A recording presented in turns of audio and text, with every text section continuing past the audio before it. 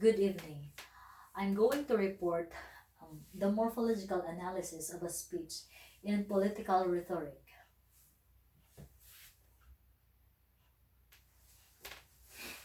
First, let's define the morphological analysis. Morphological analysis refers to the analysis of a word based on the meaningful parts contained within. Some word cannot be broken down into multiple meaningful parts, but many words are composed of more than one meaningful unit. The smallest unit of meaning in a word is called morpheme.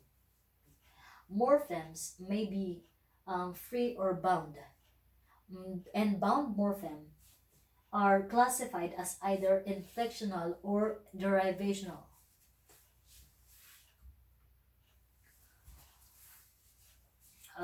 Let's also define political rhetoric. Political rhetoric is a public speech or writing intended to influence public opinion on political issues or candidates. It concerns the strategies used to construct persuasive arguments in political debate. The study of political rhetoric therefore spans a range of academic disciplines and touches upon the fundamental activities of democratic politics. Um, this chapter starts out by briefly reviewing recent academic work on changing styles, on political communication, and on rhetorical strategies used in debates on emergent political issues. The importance of morphological analysis is that many teachers find it a very useful in assisting pupils to improve their language skills as well as in political rhetoric speeches. It helps to the listeners understand how words form using roots and affixes, tense tend to have larger vocabularies and better reading comprehension. For example, a reputation is a powerful technique often used in political rhetoric. Like slogans are a simple example of the use of reputation in politics, which ingrains important and usually crowd pleasing policies into the listener's minds.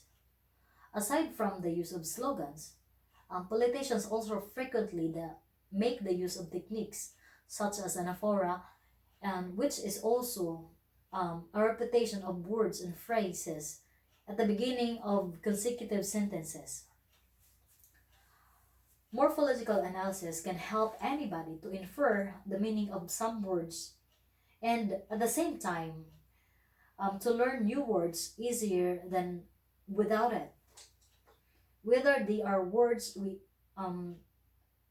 we see in sign on the streets or read in written text or hear in spoken messages, knowing the terminations of words and its meanings can come in handy, especially when we don't know exactly the meaning of some words or when we don't have dictionary at hand. These techniques are all employed in speeches and public statements to win the favor of the listening audience. Also, morphological analysis makes the political concepts its object of study. Discourse analysis constitutes the signifier of its special domain.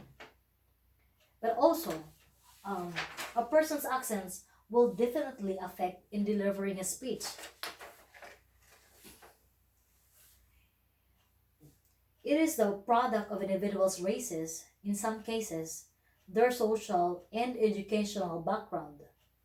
For example, someone in Australia will most probably speak with an Australian accent, but In Australia, there are also different accents because of the different in social background and education. This is generally the case for everybody in any part of the world, even within a country or region. Accent can be different. Everybody have an accent. Although if you think that a person doesn't have an accent, this could be because they have the same accent, just like me. A person's accent is a part of their history and their identity. To be able to understand others and communicate intelligibly, a language learner needs to come into contact with different accents and be sensitized to the differences in pronunciation so that they can cope in the real world where they will constantly be coming into contact with different accents.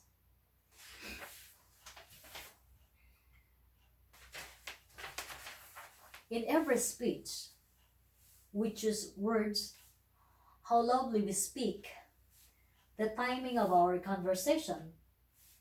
Strategies is a very important though.